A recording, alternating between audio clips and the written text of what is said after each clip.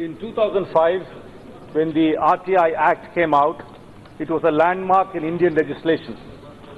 In a country where the government and citizens are far removed from each other and the decision-making process remains an elusive mystery to most citizens who do not involve themselves in mechanisms of the government, the RTI Act was a breath of fresh air. It opened up decision-making process to public scrutiny, and over 2.5 crore applications have been filed till date in the country to persistently ask questions across the spectrum, from village ration shops to questioning the government on unemployment figures and demonetization. The Act brought about a revolution and demanded accountability at a level that has never ever existed before. As such, it is not surprising that this kind of power vesting in the hands of common citizens makes the government uncomfortable, and people are getting killed for asking these uncomfortable questions. As my senior colleague Sri Shashi Tharoor said, over 80 activists have been killed in India for asking uncomfortable questions. There has also been a rise in the number of RTI applications that are being rejected by public authorities who outright refuse to disclose information which people want to know. In 2016, over 64,000 applications were rejected.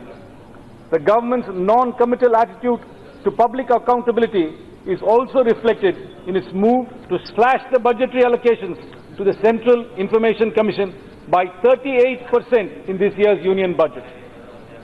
Sir, trust in government and politics is at an all-time low, and the key to restoring trust is transparency.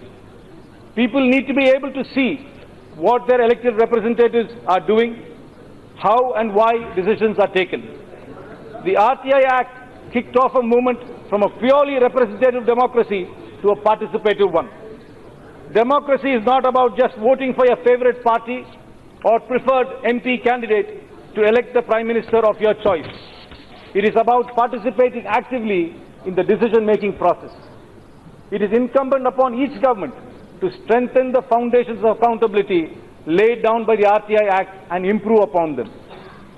The amendment bill proposed by the Minister and this government, however, is a step in the opposite direction and threatens not just to undo an over decades worth of progress, but whittle and decimate the very spirit of RTI.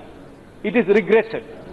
In a bureaucracy that is filled with the Humphrey Applebys of this world, who are masters in obfuscation, the proposed amendments block out the fresh air and the ray of sunshine, accountability and transparency in a system riddled with inefficiency. Sir, I oppose the bill on the following grounds.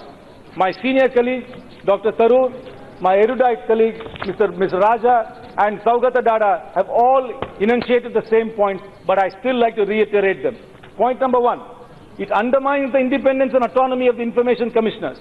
How is the institution supposed to do its job when the terms and conditions of the service of its officers is directly controlled by the government? This is an attempt by the government to structurally shut down the organs of a free society. Point number two, the centre seeks to usurp powers to decide the salary, tenure and allowances of information commissioners of the state information commissions. However, the salaries of the SIC is paid out of consolidated funds of the respective states. Neither Parliament nor the centre has the power or control over the consolidated fund of any state. This is an attempt to kill not only the citizens' right to know, but also the federal structure of our country. Number three, there was a glaring absence of any kind of public consultation.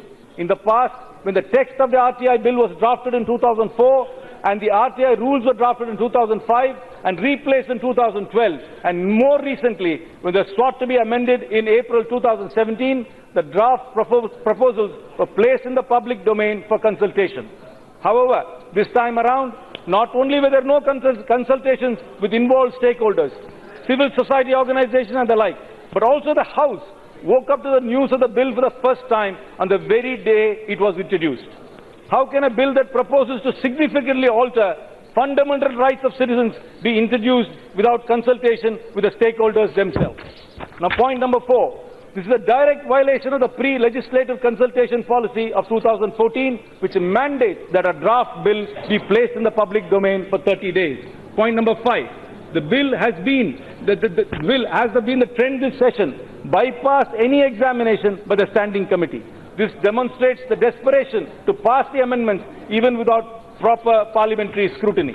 Point number 6. The government suggests that since the Election Commission is a constitutional body and the Information Commission is a statutory body, their service conditions must also be different. There is, however, nothing preventing any law from securing tenure and protecting terms of service of statutory regulatory bodies by equating them to functionaries of constitutional bodies. In fact, this practice is being followed for various institutions, including the CDC and the Lokpal. Therefore, the very reason given by the government for the proposed amendments is fallacious. Point number 7. The amendments would affect the way the right to information is enforced. The Right to Information Act, as it stands today, is used in a very decentralized manner.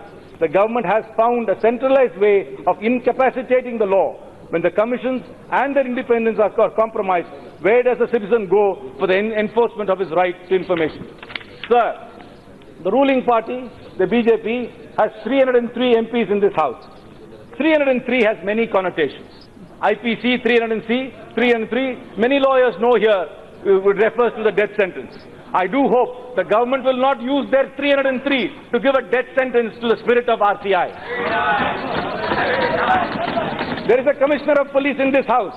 303 also refers to the standard rifle which is issued to the constables of even today. The 303 rifle was used by the brutal General Dyer to commit the horrendous massacre of Jallianwala Bagh.